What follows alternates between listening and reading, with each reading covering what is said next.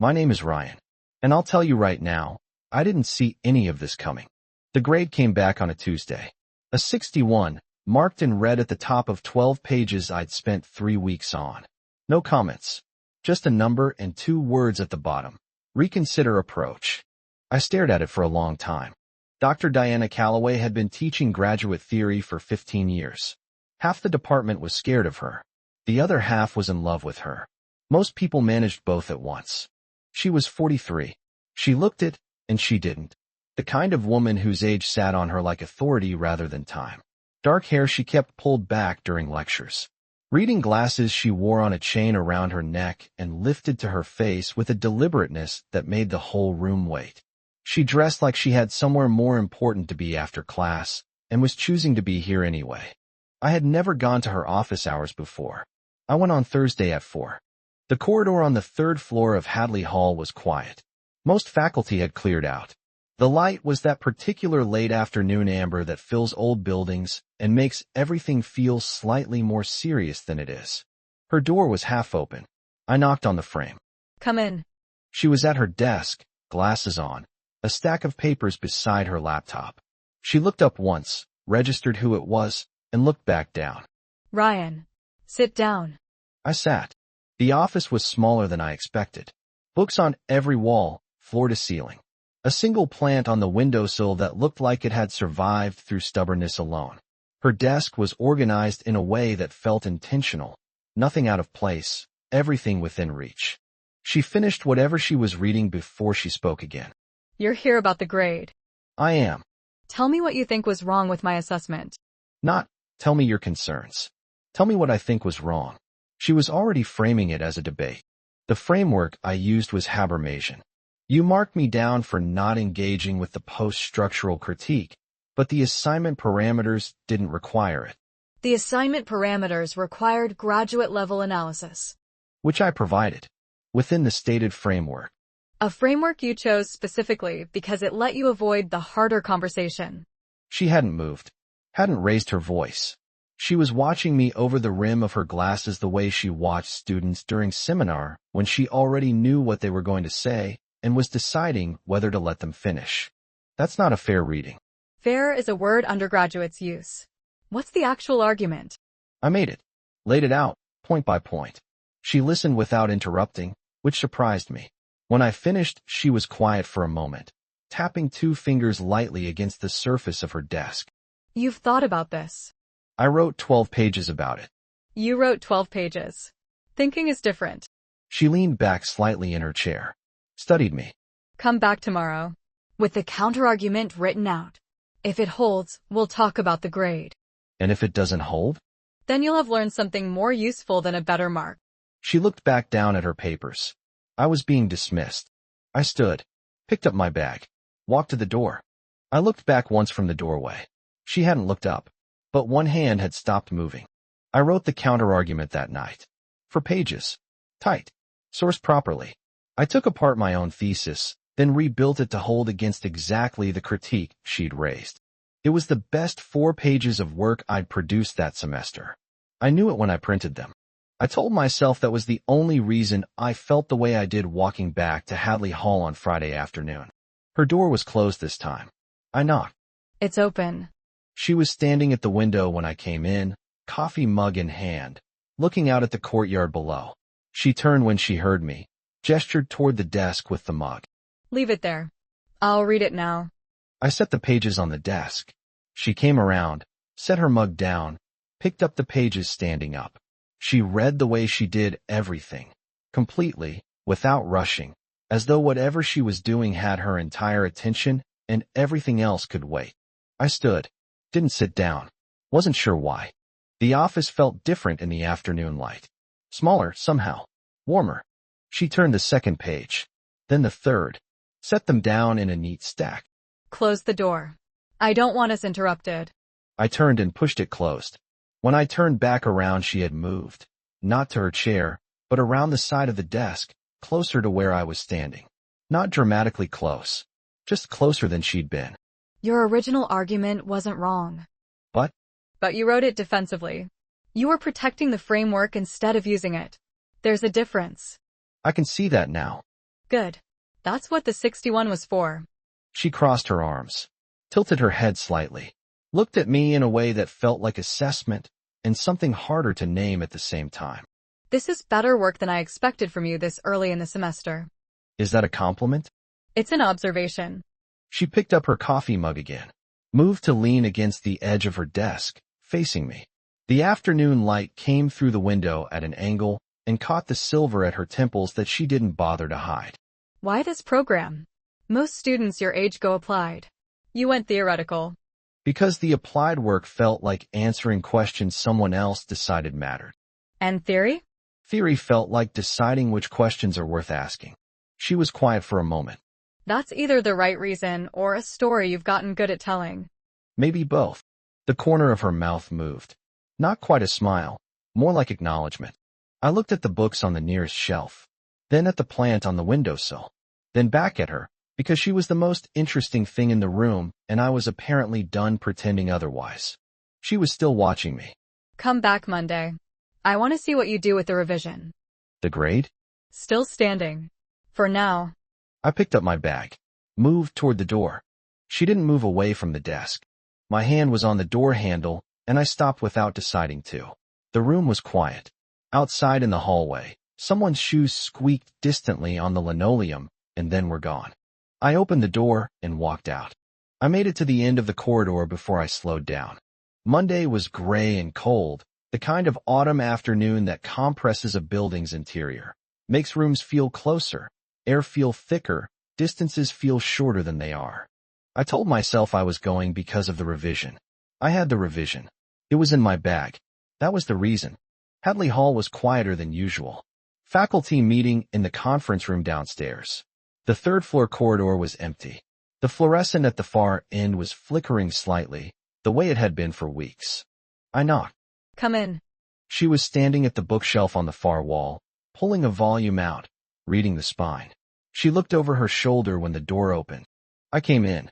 She came back to her desk as I heard it, the small, definitive sound of the lock engaging behind me. I turned. The door was closed.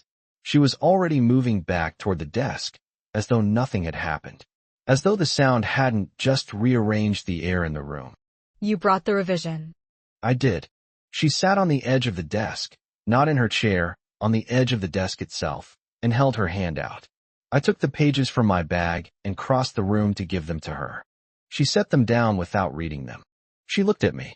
Tell me what changed. I stopped defending the framework and started testing it. Like you said. And? It held better than I thought it would. How much better? Enough that I think the 61 was more generous than fair. Something shifted in her expression. Not surprise. More like satisfaction. The kind of professor gets when a student finally says the difficult true thing instead of the comfortable almost true one. She stood up from the desk. She crossed the space between us. It wasn't fast. Nothing about her was fast. It was deliberate, even, unhurried. The walk of someone who has already made a decision and is simply arriving at the conclusion. She stopped when there was almost no space left between us. One hand came up and closed around the lapel of my jacket. Not grabbing, gripping. Controlled. The other hand pressed flat against my sternum and slid down, slow, palm open. I did not move. She was close enough that I could smell her. Something with cedar in it. Something warmer beneath that. Her eyes didn't leave my face. You're not going to tell me to stop. It wasn't a question. No. You're going to stand there and let me do exactly what I want. Also not a question. Yes. Her grip on my collar tightened slightly. Her other hand had stopped moving, pressed flat against my stomach now, the heat of it coming through the fabric. She tilted her head. Smart boy. Her voice was low, controlled, the same register she used at the front of a seminar room when she had made her point and was waiting for the room to catch up. She leaned in, slow, and pressed her mouth to the corner of my jaw. Not a kiss yet, just contact, warm and deliberate, her lips barely parted. My hands found the edge of the desk behind me and held it. Don't grab the furniture. Grab me. I did. She moved the way she thought, methodically, without waste. There was no performance to it, no theater, no breathless urgency. She was a woman who had decided something and was following through on it completely, and the certainty of that was more charged than any urgency could have been. She pushed me back against the desk until I was sitting on the edge of it, and she stepped into the space between my knees like it belonged to her.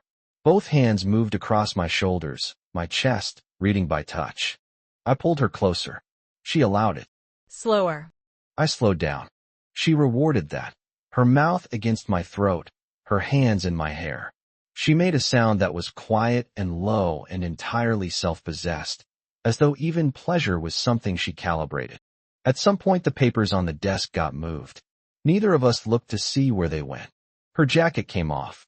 She took it off herself, unhurried, set it over the back of her chair, turned back to me.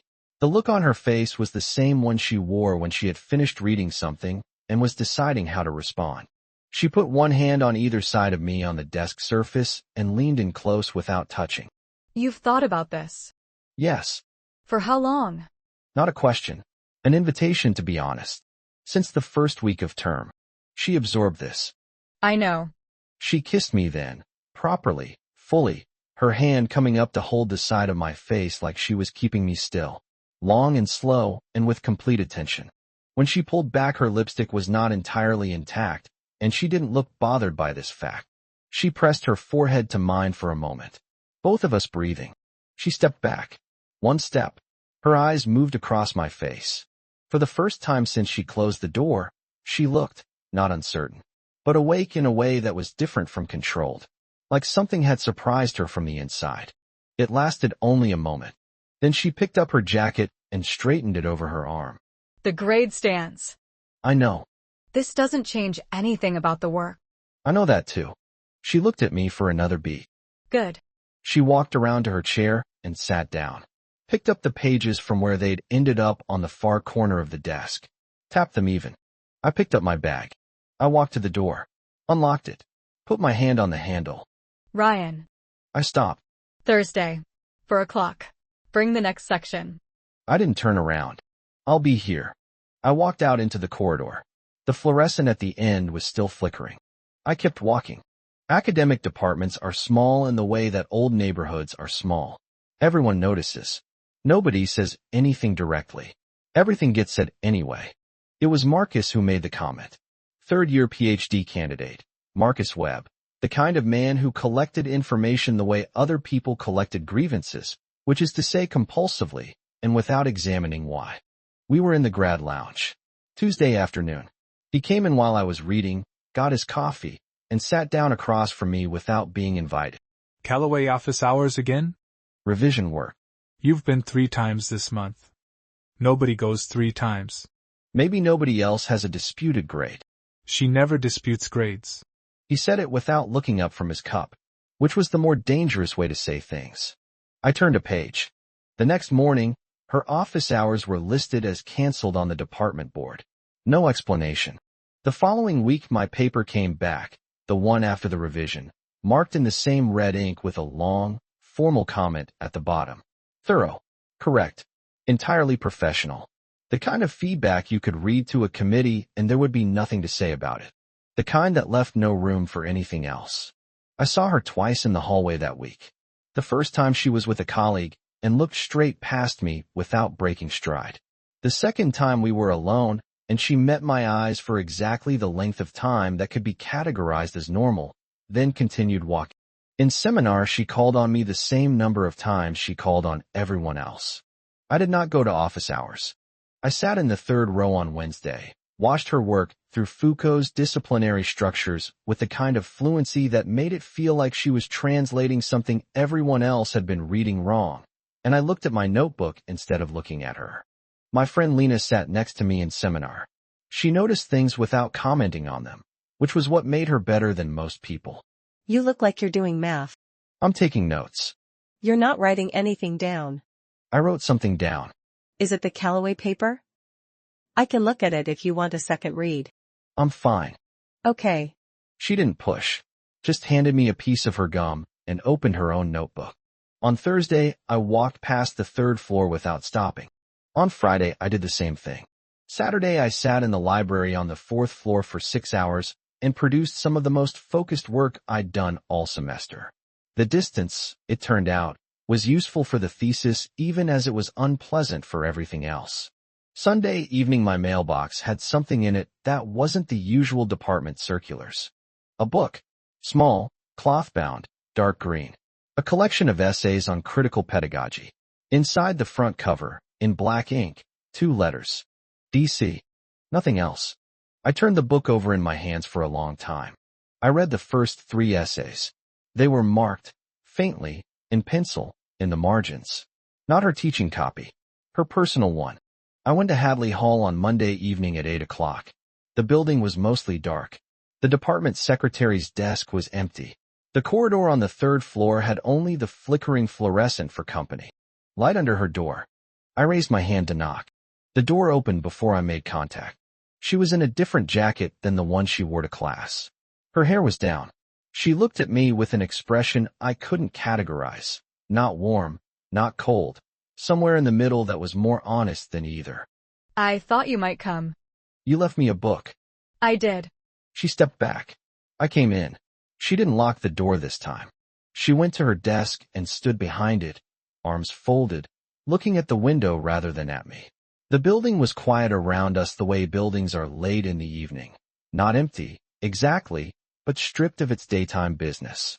I owe you an explanation. You don't owe me anything. Don't do that. Don't make it easier by pretending it doesn't matter. She turned from the window. This position took me 11 years. I was passed over twice. I know exactly how many people in this department would enjoy watching me lose it. I know. You're 24. Yes. I'm 43. I can count. Ryan. Diane. It was the first time I'd used her name. The air in the room changed when I said it. She looked at me. For a long time. I have spent 20 years making sure I was the most serious person in any room I walked into. Making sure no one could look at me and find anything to dismiss. And then you walked into my office to argue about a grade, and you didn't look away when I pushed back an eye. She stopped. Set her jaw. I don't lose my composure. That's not something I do. A long pause. I haven't been able to read in 2 weeks without losing the thread. That's not nothing. For me. I want you to understand that. I crossed the room. Not fast. Not the way she'd crossed it that first afternoon. I didn't have her precision. But I made it to the other side of the desk. I picked up the book from where I'd set it on the corner. Held it out to her. You marked the Brookfield essay. Page 41. You underlined, the teacher who refuses to be changed by what they teach has already stopped teaching. I know what I underlined. I think you put this in my mailbox on purpose. She looked at the book, then at me. What if it isn't uncomplicated? Then we deal with the complication. What if I'm not easy to be with? I've read 4 pages of your margin notes. I know you're not easy to be with. She made a sound, not quite a laugh. Something in the neighborhood of one. She took the book from my hand, set it on the desk. Then she reached out and put her hand flat against my sternum. Not the way she had the first time, not commanding, just resting. Like she was checking for something. I put my hand over hers. She looked down at our hands, then back up at me. She didn't say anything. She didn't need to. She didn't change the grade. I got a 78 on the revised paper, the highest mark I'd earned that semester.